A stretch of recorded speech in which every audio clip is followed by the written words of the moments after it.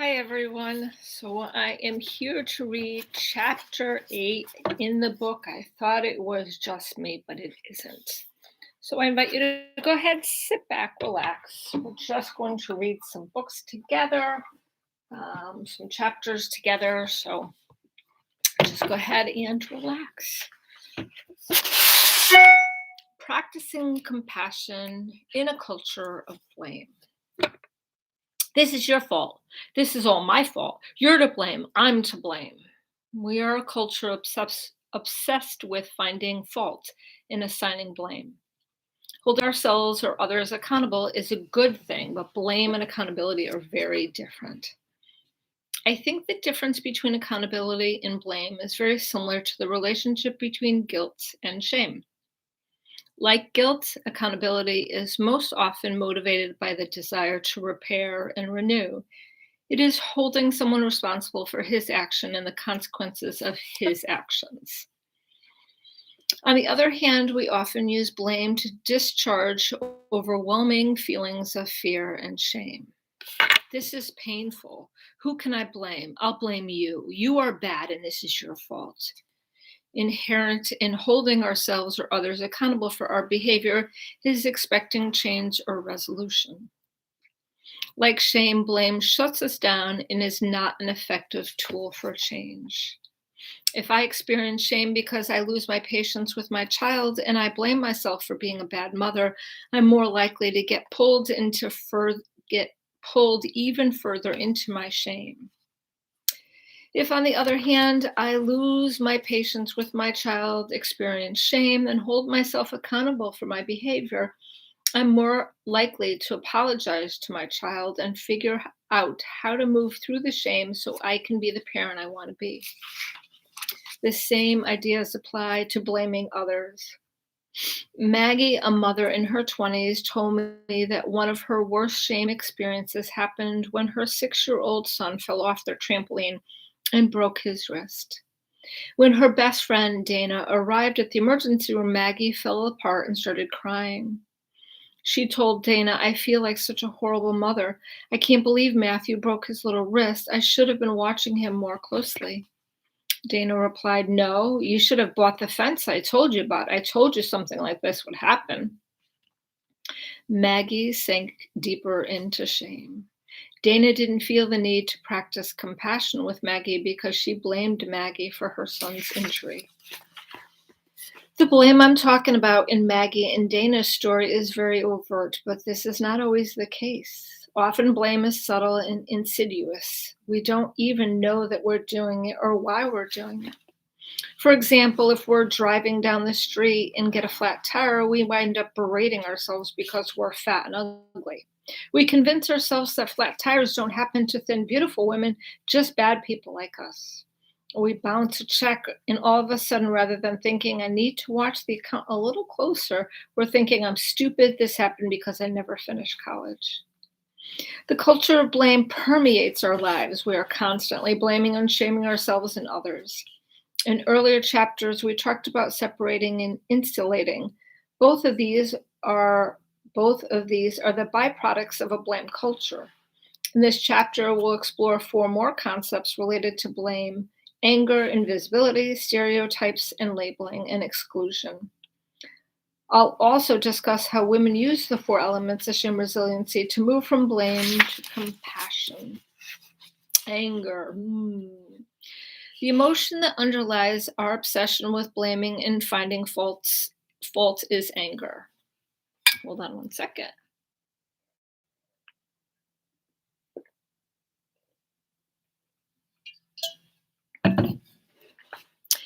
In our shame and blame culture, visible anger is everywhere. Political talk shows have become screaming matches, and this was before Trump.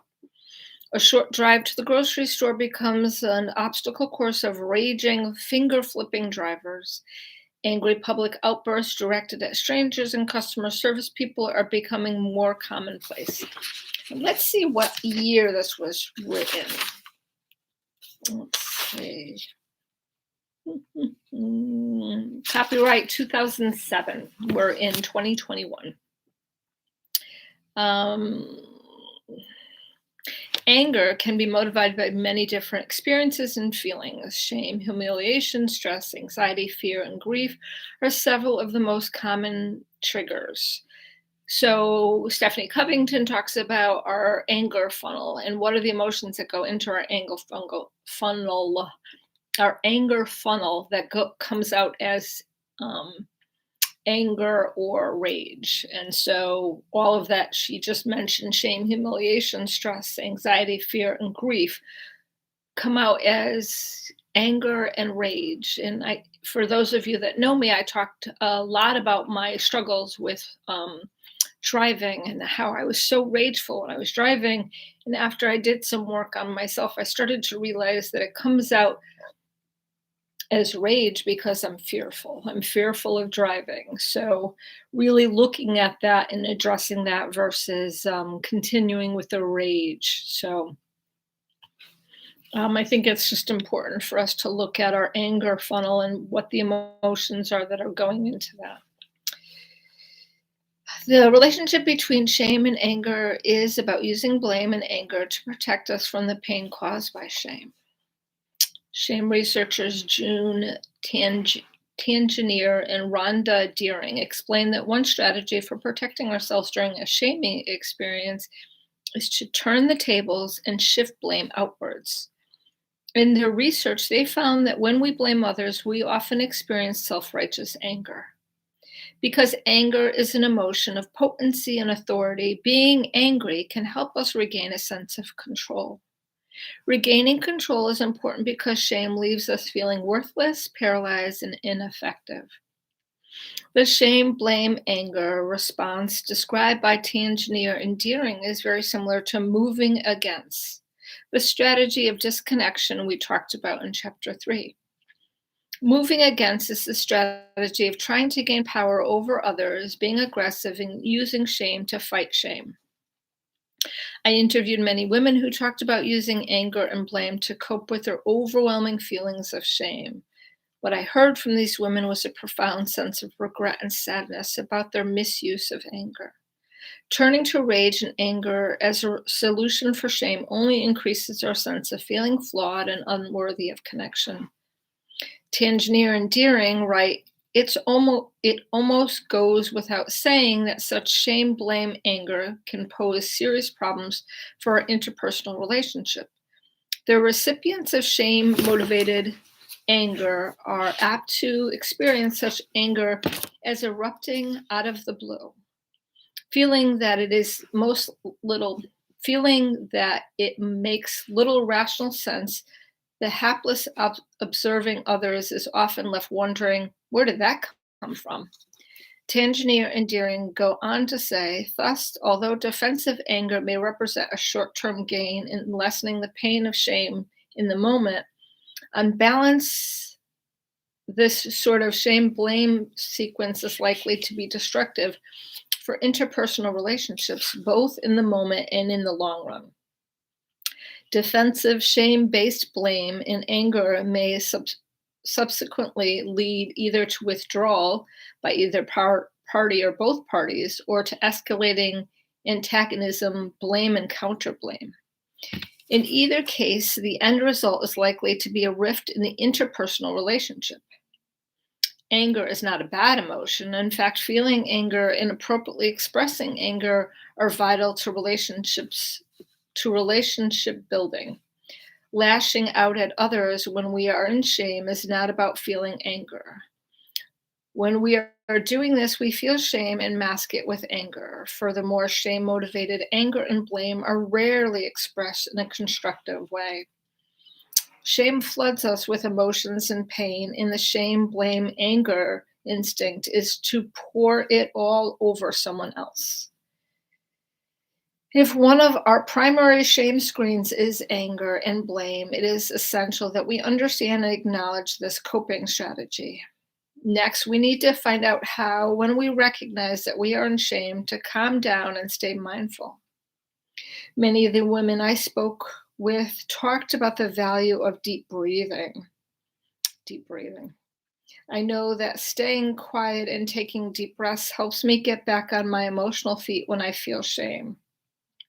Some women talked about excusing themselves from the situation and literally walking away.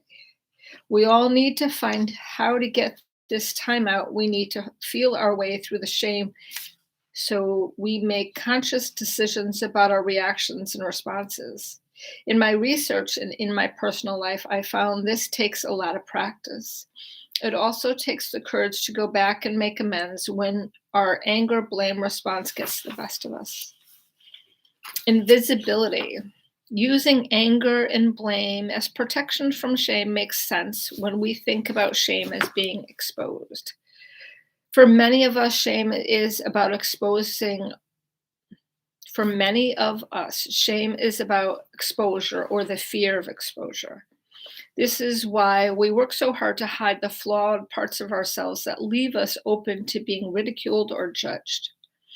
Our fear of being put down keeps us from speaking out. Our need to look or act perfect keeps us at home under the covers.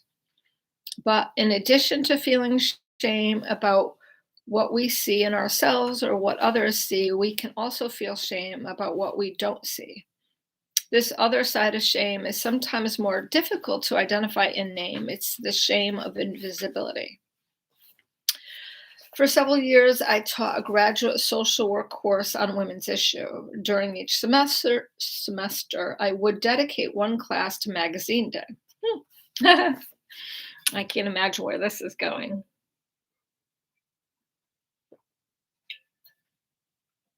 Students would bring copies of their favorite fashion magazines to class. We'd always end up with at least 150 diverse magazines spread across the floor. I'd give the students scissors, glue, and construction paper. Their first assignment was to spend 1 hour flipping through the magazines and cutting out images to make a collage of their ideal looks: the clothes, jewelry, hair, makeup, arms, legs, feet, shoes, etc., that inspired them. By the end of that first hour of class, each student would have a complete collage, many of them very detailed. One of the most significant consciousness raising issues that emerged from this exercise is how quickly we cut women up to piece together our ideal images. We want her eyes, her nose, these lips, this hair, but in this color. Her arms are too skinny, but I like her thighs. We basically dismember women to carve out perfection. This next assignment was to find and cut out images from the magazines that actually look like them, pictures that closely represented the way they really look, their actual body size, their in shape, arms, legs, butts, what they were wearing that day, their hair, etc. After about 15 minutes, students often became frustrated and stopped searching. When they held up their collages, some had a pair of shoes or similar hairstyle, but that was it. I'd ask the class one simple question in relationship to this exercise: where are you? You paid for the magazine, you love it, and where are you? The answer is simple, yet potentially shaming. We're not there because we don't matter in that culture. And the further you get away from the ideal young, beautiful, white, fine features, sexual, thin, and looking childlike, wealthy, seductive, need to be rescued, confused, in danger, the less you matter. The last step in the magazine exercise is answering the question, how does being invisible make you feel? The vast majority of the women told me that they immediately felt self-blame. I'm invisible because I'm not good enough, or I'm invisible because I don't matter. It was not until we started talking about the critical awareness questions that women realized that blaming themselves was shaming and destructive. So basically, we're blaming ourselves because we're not on the cover of magazines, when the magazines actually should be looking at what real women look like, in the fact that we shouldn't have to wear makeup and buy this expensive clothes and have like us spend hours and days at some salon to make us look ideal. Please, I'm sorry, I'll stop. Invisibility is about disconnection and powerlessness. When we don't see ourselves reflected back in our culture, we feel reduced to something so small and insignificant that we're easily erased from the world of important things. Both the process of being reduced and the final product of that process, invisibility, can be incredibly shaming. In the interviews that focus on aging, trauma issues, and stereotyping, there was a strong connection to this issue of invisibility. This was also true for participants who spoke about identity issues like race and sexual orientation. In sharing their experiences and insight with me, the research participants helped me stereotype the primary mechanism used to reduce and erase us: stereotypes. Stereotypes and labels. Even though we all use stereotypes every day, I think starting with a definition is helpful. Here's the clearest one I have found. A stereotype is an overgeneralized and rigid definition of group characteristics that is assigned to people based on their membership in a group. Sometimes we feel okay about using stereotypes because we're not using them to be malicious or enforce prejudice. We're just using them to give someone a quick picture. She won't do it. She's really granola. I'm not sure what she'll think. She's pretty red state. Don't ask her. She's that total soccer mom. The ones I catch myself using most often are shoe related. She wears clogs. She's more flip flops than loafers. On the face or foot of it, these seem pretty harmless, but it's a quick trip from benign to shaming.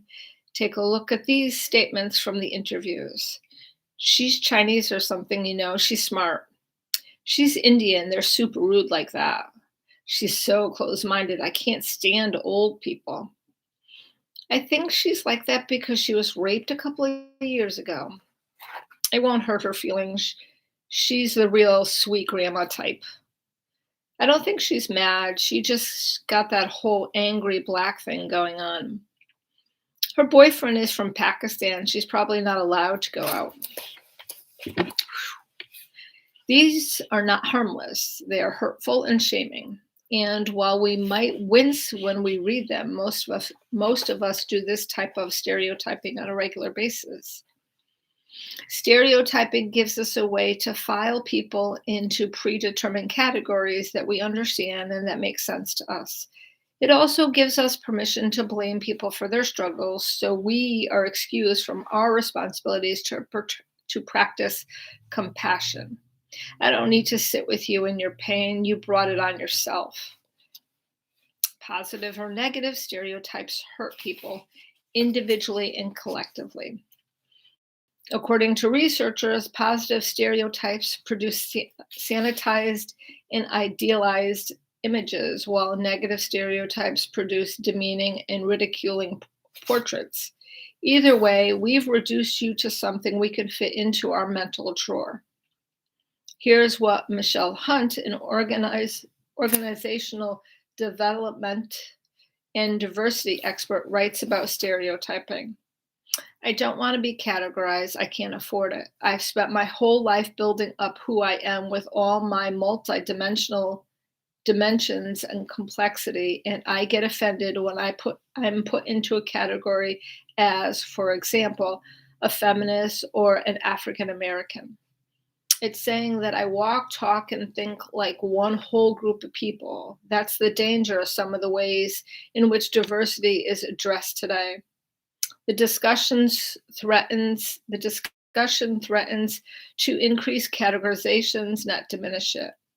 At the same time, my uniqueness, which includes being a woman and an African American and everything else I am, is what I want to have valued. I need to be allowed to bring my uniqueness to the table. When women spoke about being stereotyped and feeling invisible, I heard two different issues emerge. I call the first one whispered labels. I named it this because that's how the participants described them. Quiet whispers behind their backs, pieces of their lives used to label who or what they are. For example, she's just a mom. She's a cancer survivor. She was abused growing up. She's bipolar. She's a recovering alcoholic. Her husband committed suicide. She's old and senile. She's a feminist. Her husband beats her. She lives in a trailer. She's an only child. She's on welfare. She's a lesbian. She's Mexican. She was raped a couple of years ago. If you say she's an only child, as a point of fact, that's not hurtful. However, if you say she's an only child, she's an only child as a way to explain why someone acts a certain ways, she's really self-centered, she's an only child, then it becomes a label. Likewise, if you describe someone's ethnicity by saying she's Mexican, that's great. If you use it to explain why somebody is behaving a certain way or to set up an expectation for a person, that's a hurtful stereotype.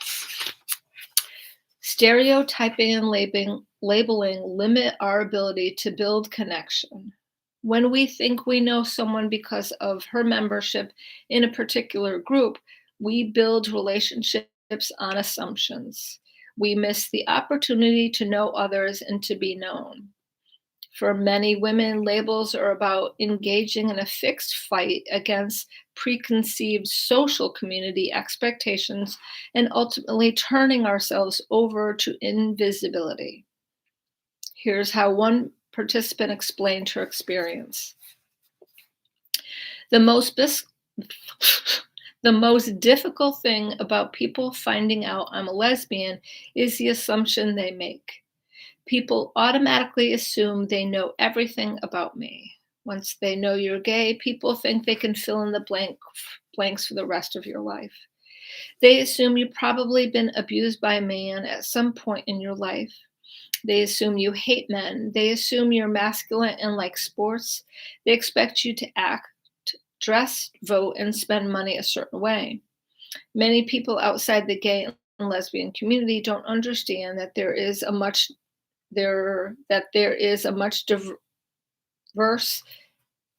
as much diversity in a community as there is in the straight community. You never hear people saying, "Oh, you're straight, say no more, I know everything about you." Sexual orientation doesn't dictate your politics, your religion, your beliefs, your values, what you like, who you are, and who you are. I don't assume to know you when I find out you're straight. Don't assume to know me when you find out I'm a lesbian. The second issue related to stereotyping is name calling, and it is almost always driven by social community stereotypes. Examples of name calling include hurtful labels like slut, whore, trash, loudmouth, ball buster, bitch, crazy, drama queen, neurotic, dyke, and pushy broad. When used as put-downs, terms like gay or queer are equally offensive. Many of these names are pre-manufactured and ready to apply the second women break from social community expectation. They are used so frequently that it is easy for us to forget how hurtful they can be. It is always easy to overlook the fact that name calling is one of the most powerful ways to reinforce a stereotype. Using identities as insults demeans individuals and entire groups of people. Always the exception to the rule. If we're honest with ourselves, I think most of us would admit that we are very susceptible to relying on stereotyping, labeling, and name calling. One mechanism that help us to help keep stereotypes alive and strong is the exception factor. Many of us find ourselves supporting stereotypes for the population at large, yet dismissing the same stereotype when it doesn't fit with our personal experiences.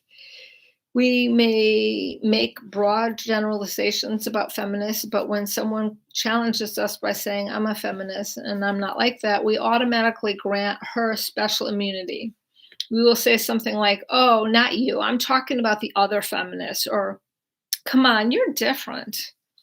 Here are some examples of how the exception factor really works against our efforts to build connection with resiliency. To build connection and resiliency. I cannot speak this morning. I'm a 32-year-old mother of two. I'm very involved in the community and I'm a vice president of the neighborhood association.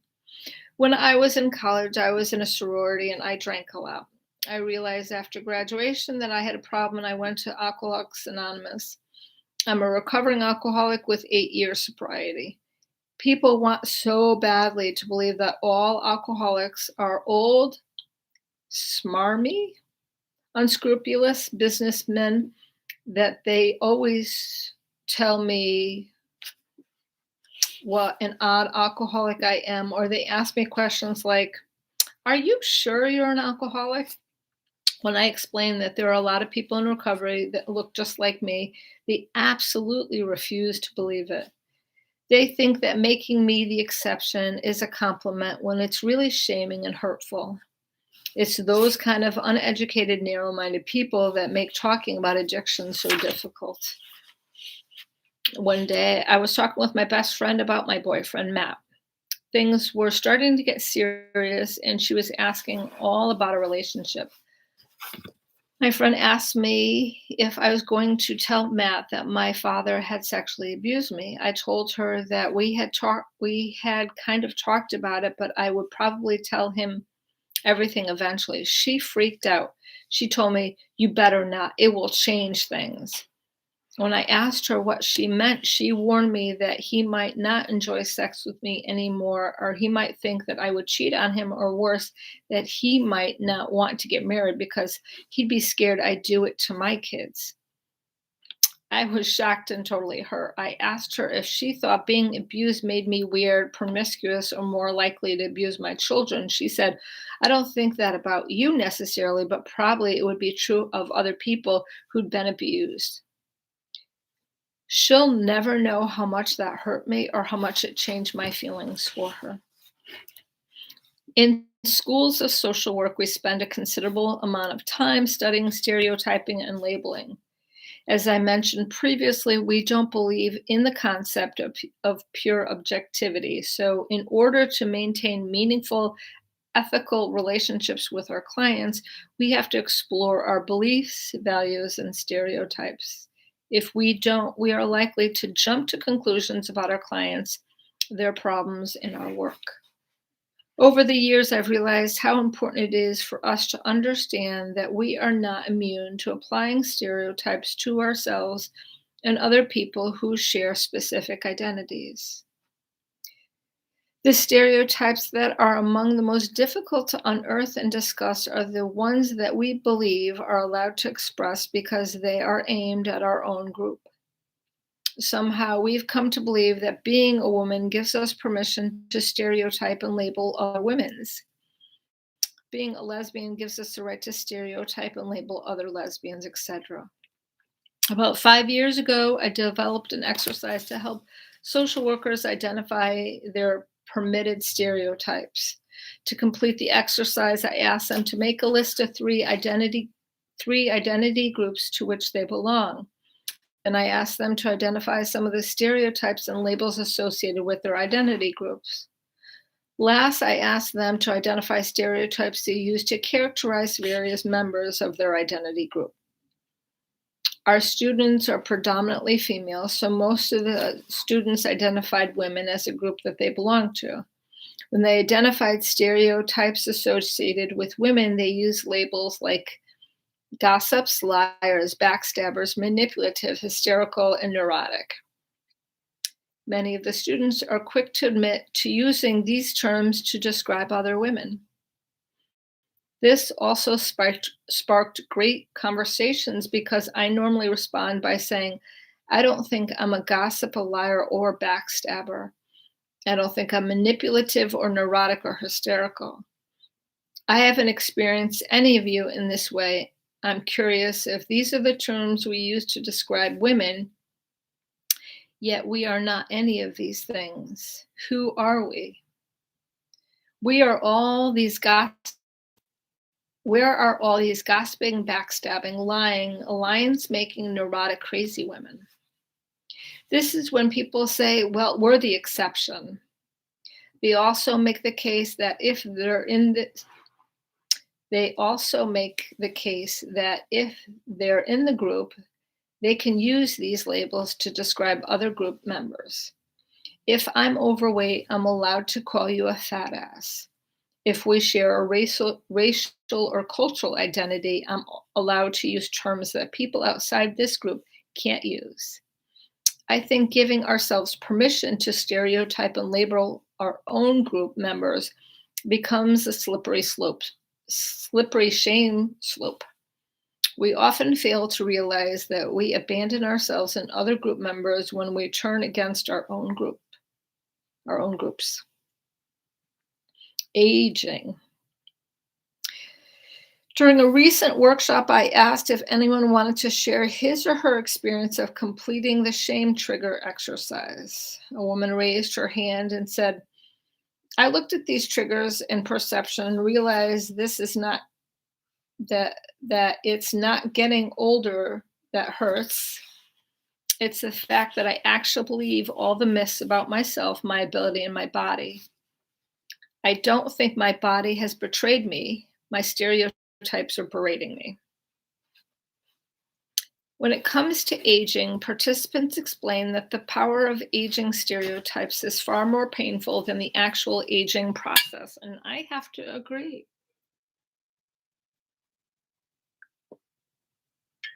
Ageism is so subtle, and it's so hard to prove that ageism is actually happening, but it happens every day. It happens in every place of business. It happens everywhere. When it comes, okay.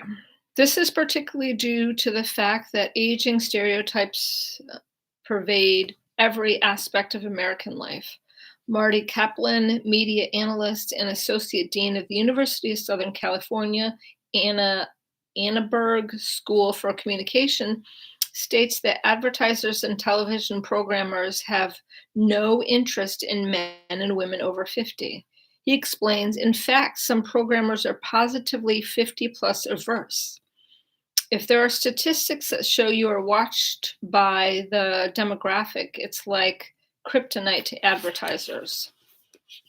These were Dr. Kaplan's comments during a segment on CBS Sunday Morning. The show was doing a story on the covert 18 to 49 demographic, America's most valued marketing and advertising demographic. The segment also highlighted an AARP ad that reads, "These days, doctors don't pronounce you dead, marketers do." Let's look at some of the negative aging stereotypes and corresponding traits found by researchers. Despondent, afraid, depressed, hopeless, lonely, neglected. Recluse, naive, quiet, timid. Shrewd, bitter, complaining, demeaning.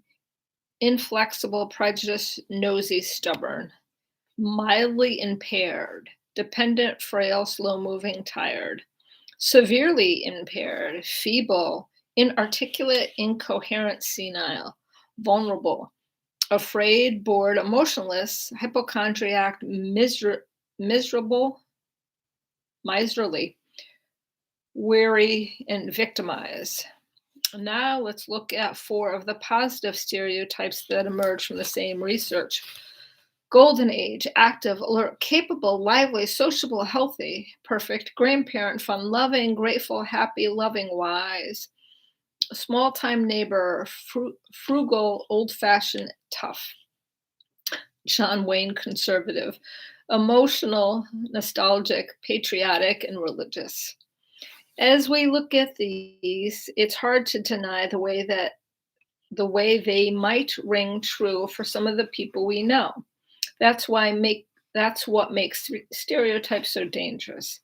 The stereotype fits so closely that we feel we give ourselves permission to dismiss anything that deviates from the image. When we see the women across the street as the perfect grandmother, we are less likely to notice her bruises or other signs that she's being abused or battered. More often, or moreover, she might become so committed to living up to that expectation that she would never tell us.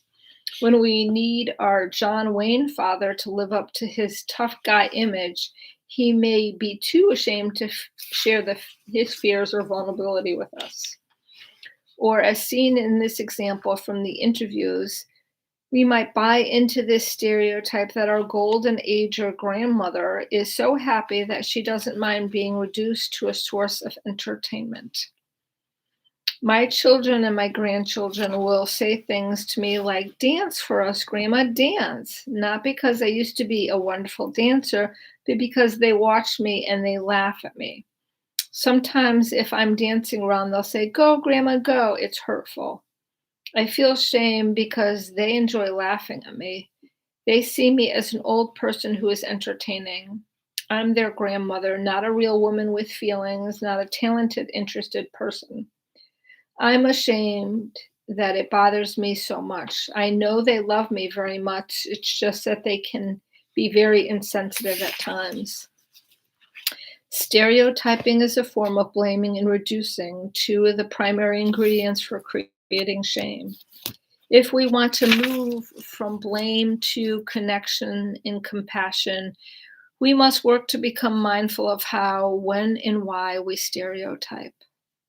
Surviving trauma. As we learned in the previous chapter, many of the messages that drive shame are about perfection. But when it comes to surviving trauma, the stereotypes are based on imperfection, that stigma of being damaged or permanently wounded, and blame or somehow being responsible for your trauma. When I spoke with women about surviving and healing from trauma, I learned that social community expectations and stereotypes around trauma force women to deal with two separate issues: surviving the event itself and surviving the shame we heap upon them when we use stereotypes to question their experiences and define who they are as survivors. When I say questioning their experiences, then this can range from using stereotypes about women to asking questions like, "Was it really that bad?" Or, "What were you doing with him?" Rather than listening and trying to understand, we invalidate and diminish their experiences. In addition to questioning, stereotypes are used to frame someone's identity or after the trauma. Most of us have internalized very strong ideas about how people can or cannot survive traumas. I recently gave a lecture at a women's professional organization. During the book signing that followed, a woman brought 4 books to the table. As tears rolled down her face, she said, "One book is for me, the others are for my sister and her 2 daughters. My niece was raped at college several months ago." She took a deep breath and said, "She was a beautiful, smart girl. She had her whole life in front of her." At first, it caught me off guard, and I thought, "Oh my God, she was killed." Then I realized I was signing a book for her. Her aunt meant that she was a beautiful and smart girl before she was raped. I seriously doubt that this woman standing in front of me crying in public about her niece realized what she was saying, or how she was shaming her niece, or how it could shame her niece. We are all vulnerable to make these kind of assumptions or judgments. How many times have we heard or thought, "She'll never be the same," or "She's screwed up forever now"? We can also use the knowledge of someone's trauma to explain his or her behavior. Alicia's story is an excellent example.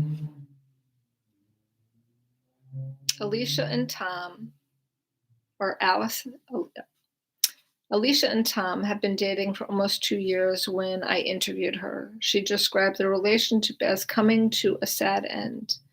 When I asked why, she said that several months earlier she had confided in Tom that she had been physically abused by her mother and stepfather growing up, and that was why her grandmother had raised her. She said that Tom was very compassionate and supportive, but now every time she got angry or upset, Tom attributed it to the fact that she had been abused as a child. She had been an abused child. Alicia explained, I'm going to go with Alicia. Alicia explained that in Tom's eyes, this was her new identity and the basis for all of her behavior. She said he even went back to when we first started dating and said things like, "Oh, it makes so much sense now. That's why you hated that movie." Just a couple of days before the interview, Alicia said she came home from work and started crying. Her boss had given her a really hard time in front of one of her colleagues. Tom's response was, "You have such a hard time dealing with criticism at work because you were abused by your parents." Alicia explained to Tom that it was normal not to want to be criticized in front of her peers and asked him, "Can I be like everyone else?" Tom didn't get it and she asked him to move out. Alicia said, "I was abused growing up. It was shameful and I couldn't do anything about it because I was a kid. I won't continue to be defined that way in my 30s. I have the right to be someone besides that kid." When women talk about the shame of being sexually abused or raped, they associate most of the shame with the pain of being defined by their trauma. I just said Alicia or Alicia. A lot of people pronounce it different ways. So, anyways, when women talk about the shame of being sexually abused or raped, they associate most of the shame with the pain of being defined by their trauma. The events are, of course, horrific and can be a lasting effect. But the social community reaction to their experience and the attendant loss of identity and the right to be normal is just as painful and often produces the more endearing shame. If she has a father who could do that to her, what does that mean about her? She'll never be the same. She's damaged. She'll never be whole after that. I don't see how she'll ever be a good blank, fill in the blank, mother, parent, vice president, etc. There are times when our feelings, thoughts, and actions relate directly to our past or current struggles, but there are certainly times when they don't. The problem arises because at some point, most of us begin to believe the expectations about who we're supposed to be, what we're supposed to look like, what we're supposed to do, how much we're supposed to be, and how little we're supposed to be. We also develop a fear of rejecting these expectations. We constantly see evidence that if we don't reject the expectations, we will experience very painful disconnections and rejections. So we internalize these expectations and they become an emotional prison. Shame stands guard. Exclusion. I think it is impossible to talk to women about shame and blame without hearing stories about the pain of not fitting in or of feeling excluded. Throughout the interviews, women talked about gossiping, excluding, backstabbing as tremendous sources of pain. And she's giving examples of all of those. So there's a couple of them. I hate working with other women. They're so petty and jealous. They take things so personally, and all they do is talk bad about each other. That's one thing. Next example. On the outside, I'm just like everyone else in our neighborhood. On the inside, I'm struggling to keep a marriage together that's falling apart right in front of my very eyes. My kids have problems. Shame is what happens deep on the inside, and the worse it is on the inside, the harder you have to work to make it look good on the outside. Sometimes I wish we could just show our inside so it wouldn't be so hard. But trust me, I'd never do that because I know how women talk about each other. They're brutal. Next example. Shame is when I grab my child by the top of the arm and my teeth are clenched and pure rage is coming out of my eyes, and I'm getting ready to just lay into him, and I look up and another mother is watching me. That's not the kind of mother I want to be. Sometimes I just feel so pushed to the edge, I can't help it. I feel so ashamed when other mothers catch me in those moments because I want to scream and yell to them, this is really not who I am. I'm really a good mother. I'm not like this all the time. You know, they tell everyone you're a nutcase. What else do they have to talk about? Next example. I went to a party a couple of months ago and a woman came up to me and asked me what I did for a living, and I told her I stay home with my 3 kids. Immediately, she got this kind of disappointed look on her face, like, oh, you poor thing, and said, oh, well, good for you, and walked away.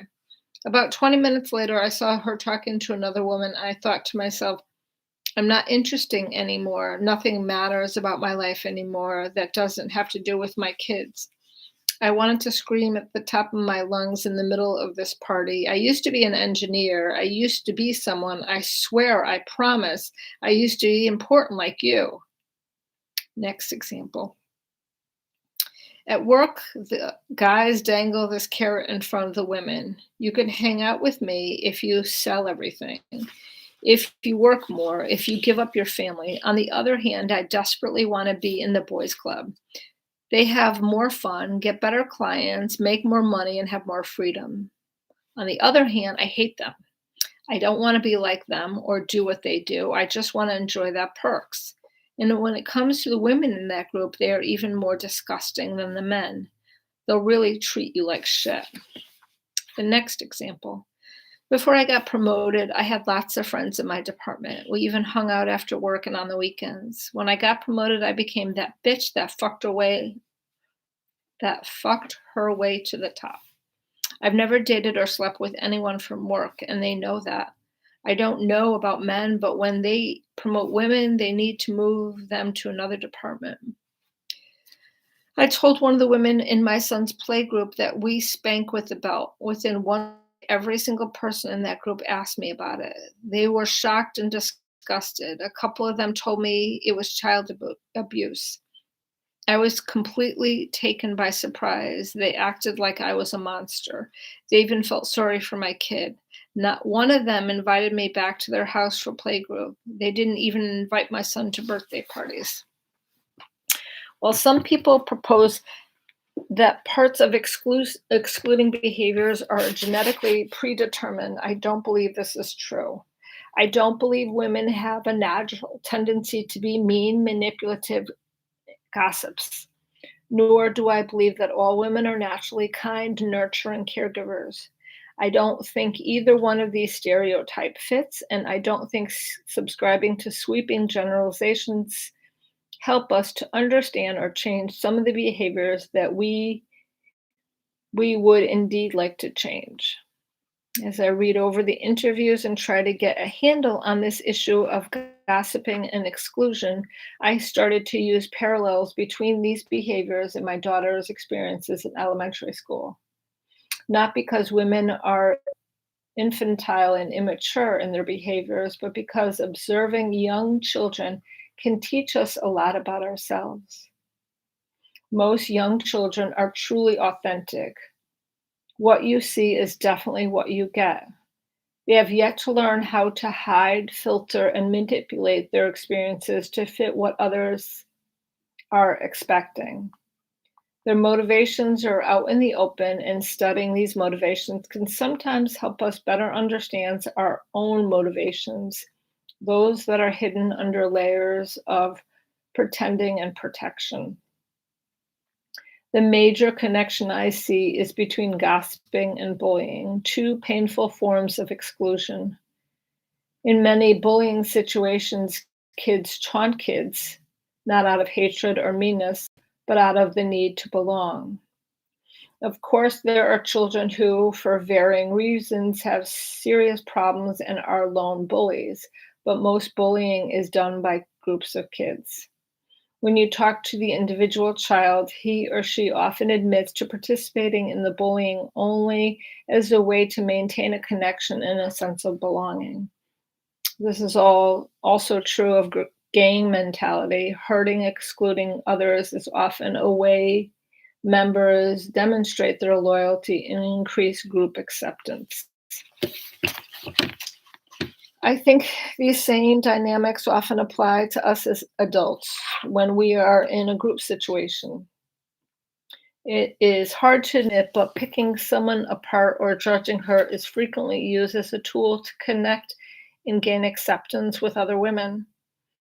Think about how easy it is to forge an instant connection by talking about someone or saying something cutting about a mutual acquaintance.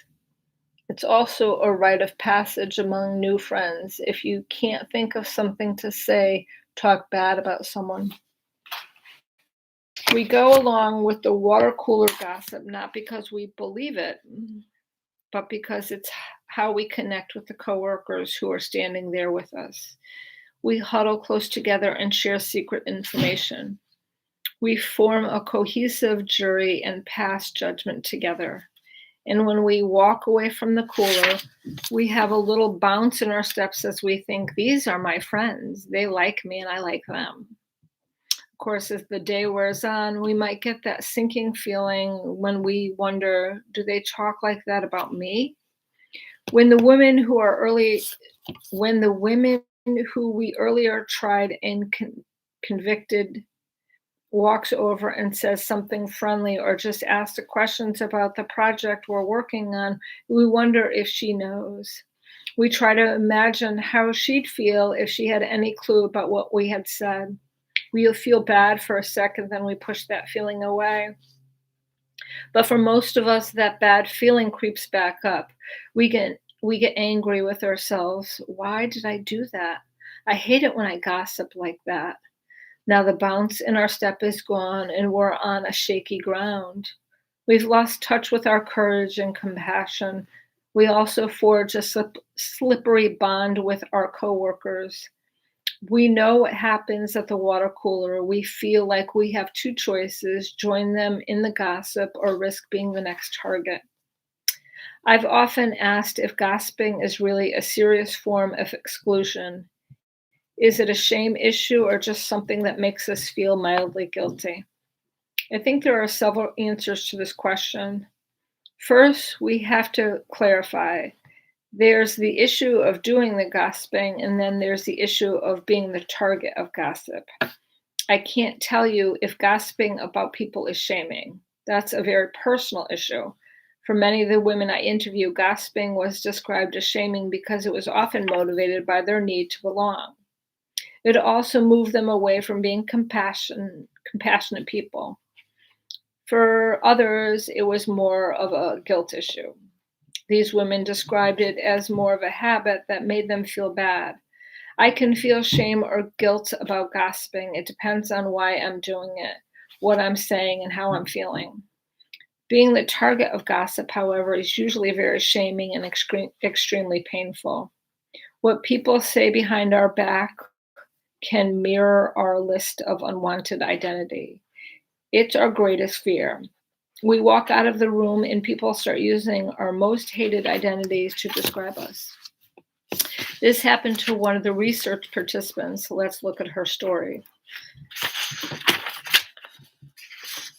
I met Lori through her best friend, Melanie. Melanie participated in an early round of interviews, then again last year. During my second interview with Melanie, she suggested that I call Lori, who, as she explained, had experienced one of the worst shaming events you could imagine. Lori and I ended up connecting over the phone. Lori and Melanie had been friends since high school. Now in their 30s, they lived in different states, but managed to stay connected through email and occasional visits. Lori lives in a large suburban neighborhood and has many friends. She works part-time for her husband's company and is very involved in neighborhood activities. Melanie described her as the kind of person who knows all the teachers and everyone at her kids' school. Both Lori and Melanie pointed out how Lori is very committed to being a good mother and parent. Every month, Lori and 8 other families in her neighborhood take turns hosting a family potluck dinner. Lori was at one of these potluck dinner with her family when this hard-to-imagine shame story unfolded. Lori explained that she was in the kitchen with 5 or 6 other mothers. The men were outside and the kids were playing in the den in the bedrooms. Lori said, "My youngest daughter came in and told me that her sister Callie didn't eat any of her pizza but was eating her second cupcake. I got frustrated and followed my daughter out to the kitchen to find Callie. I found her, talked to her about skipping dinner, and was heading back into the kitchen when I stopped to scoop up a bunch of cupcake crumbs on the floor right outside the kitchen." Lori continued describing the scene. "As I'm cleaning up the floor, I heard my friend whispering. One said, 'She's so hard on those girls.' Another agreed, 'Yeah, she gets so mad when they don't eat, but look at her. She's skin and bones. What does she expect?' Another friend said, 'I know, she's such a perfectionist. Do you think she's anorexic?' Lori explained that it didn't even cross her mind that they could have been talking about her, but when she walked into the kitchen, it became clear right away, just from the looks on their face, that Lori was the subject of these comments. Lori told me, "I just stood there with my mouth open. I didn't know if I should scream or run out of the house or just start crying." She said, finally, one of the women said, "I'm so sorry, Lori. We were just talking." Another jumped in and said, "Really, we're sorry. We just get a little worried. You know, we love you to death." Lori said she just looked at them and said, "It's okay. I need to go." Lori gathered up her kids and her husband and went straight home. Lori didn't leave the house all weekend. Sheila, one of the women in the kitchen, left 2 messages asking Lori to call her. Lori didn't return the calls. On Monday morning, she had her husband drop the kids off at school. Early Monday afternoon, 3 of the women came to her house. She reluctantly opened the door, but didn't invite them into the house. They stood on her porch and apologized. Lori said, "They were sorry that I overheard them and that it hurt my feelings, but they didn't apologize for what they said." About 2 weeks later, Lori finally told Melanie what had happened. Lori said, "It was even shaming to tell her about it. It's degrading for Melanie to know my friend thinks that of me." Lori told her about the 3 women coming to apologize and that one woman had left 5 messages on her answering machine. Melanie listened and offered her support. Melanie also suggested that Lori return Sheila's calls. A couple of days later, Sheila called again, and Lori checked the caller ID, decided to answer. Sheila was profoundly sorry. She apologized for not speaking up and putting the gossiping to an end. She told Lori, "We are your friends. We should either tell you that we're worried about your health or we shouldn't say anything at all. We definitely shouldn't talk behind your back. I'm so sorry. I didn't say anything when they were doing it and when you walked in."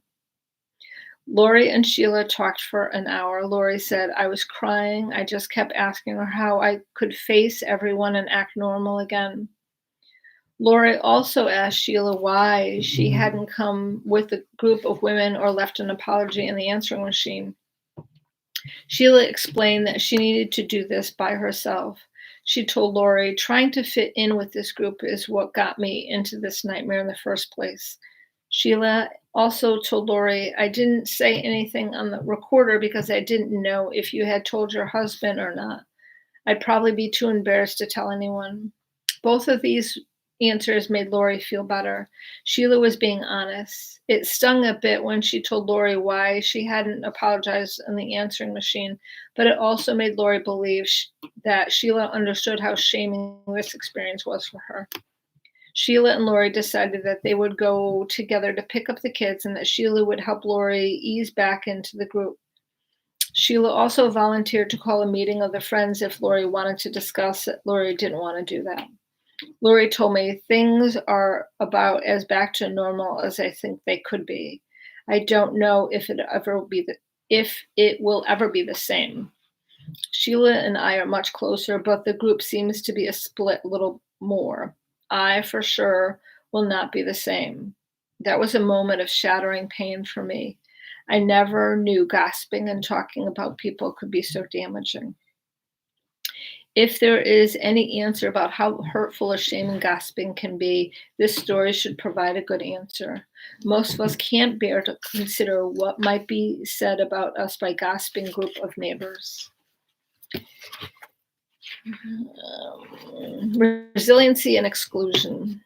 The greatest challenge for many of us is finding a way out of the excluding and gossiping when it's actually happening. If we are with friends or colleagues who start talking bad about or ganging up on someone, how do we decline to participate? Again, this is a difficult situation because our connection is in danger. For a couple of years, I experimented with various techniques for staying connected to women without relying on exclusion and competition as the catalyst for connection. I found that some techniques are very effective and others leave you very vulnerable to attack. Often we use the default technique of moving the target from one person to another. Unfortunately, this technique still leaves someone with a bullseye on her back.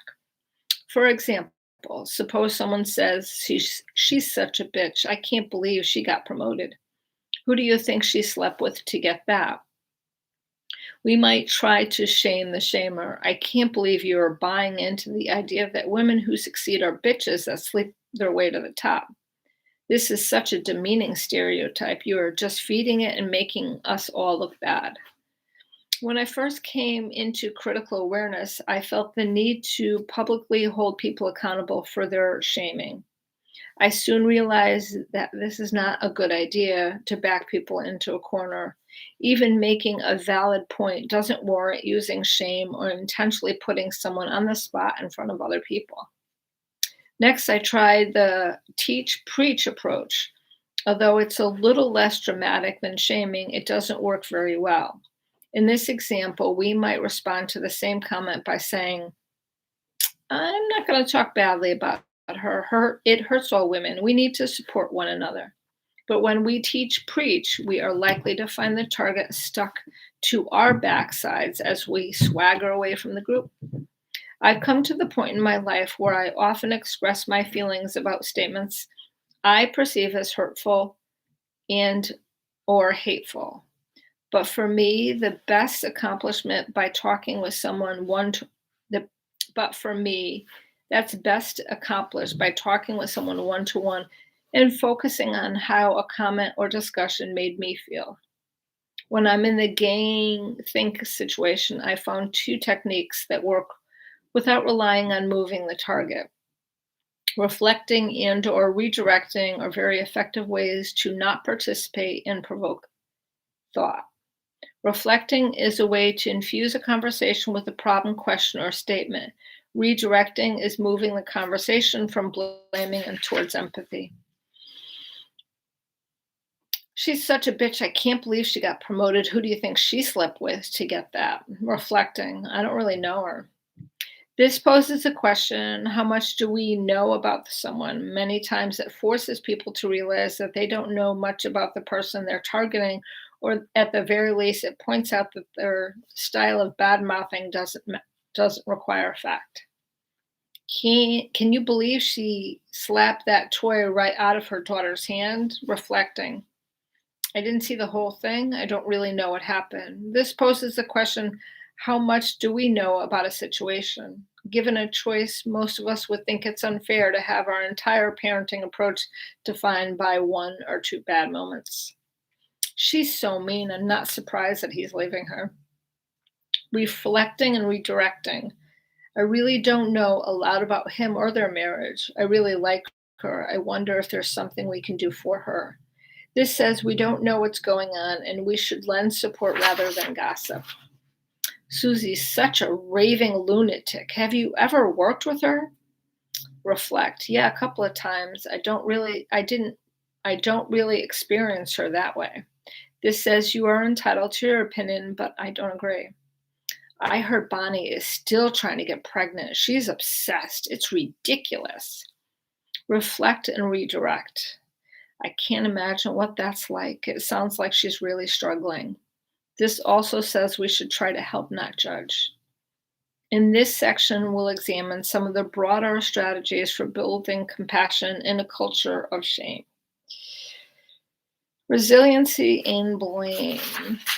Resiliency and blame. The participants with high level of shame resiliency around blame rely heavily on their connection networks to understand and combat invisibility and stereotyping. While we might be erased, reduced, or rejected based on a given group we belong to, those groups can be a tremendous source of support and strength. Women constantly describe the power of connection network members who share identity characteristics like race, ethnicity, physical ability, work status, religion, sexual orientation, class appearance, age, gender, or other life experiences. Many of us have witnessed the power of groups who come together to work for increased visibility in their basic human rights. We can see that in organized senior citizen groups, racial identity groups, professional groups, women groups, and groups that have worked to fight against the stigma of physical and mental illness, addiction, and trauma. Most of us have also experienced the support of belonging to informal identity groups, whether community, civic, or parenting. Building connection with identity groups is a great way to turn the table on invisibility and stereotypes. On the personal level, there are a couple of ways we can become more mindful about invisibility, stereotyping, and labeling. The first strategy involves completing the exercise I hand out to my students. It's important that we recognize how we view our own identities and that we acknowledge our susceptibility to stereotyping members of our own group. Next, we can identify the stereotypes to which we are sometimes subjected and examine them in light of a problem-posing dialogue developed by research and educator Mary Bricker Jenkins. Dr. Bricker Jenkins suggests we ask ourselves, who am I? Who says? Who benefits from these labels? If these labels don't benefit me, what must change and how? The participants with high level of shame resilience really emphasize the importance of change. Invisibility is insidious and stereotyping is a default way of thinking. If we don't recognize or admit our part in these processes, then we can't catch them. One woman who spoke about aging said, "I'd rather spend my time, energy, and money working on redefining what it means to be old. Spending your resources trying to stay young is a tiresome and impossible battle. At least when you're fighting against ageism, you can make a difference for more than just yourself." I'll close this chapter by sharing some of Annie's writings. Annie is one of the research participants.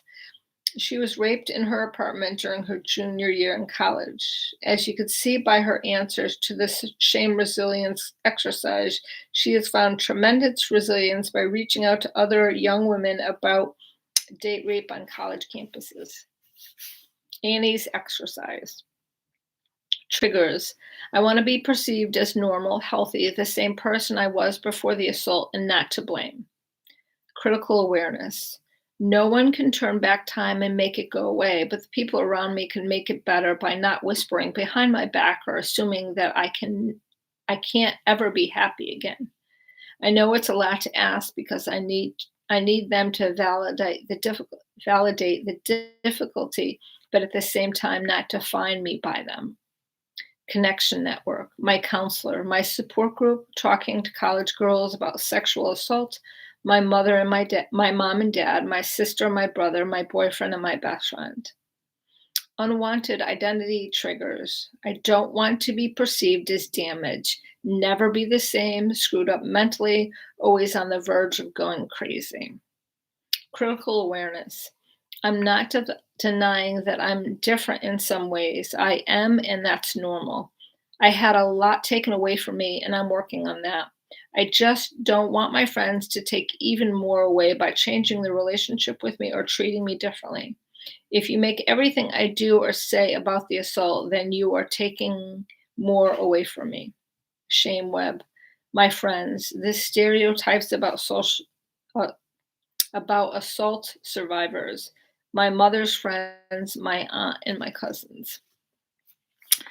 So that is the end of chapter 8. I invite you, if you have not already, to participate in our book group that's held every Friday. I do not think it's held this Friday, but most Friday at 1 o'clock. You can join us by Zoom. We get together, we talk about the book, but we also talk about a lot of what the book talks about, like shame and resiliency and not being in the shame blame game that a lot of people are in. So thank you so much for spending some time with me listening to this book. I hope that you have a great day, evening, night, whenever you're listening to this. And thank you so much. Take care, everyone.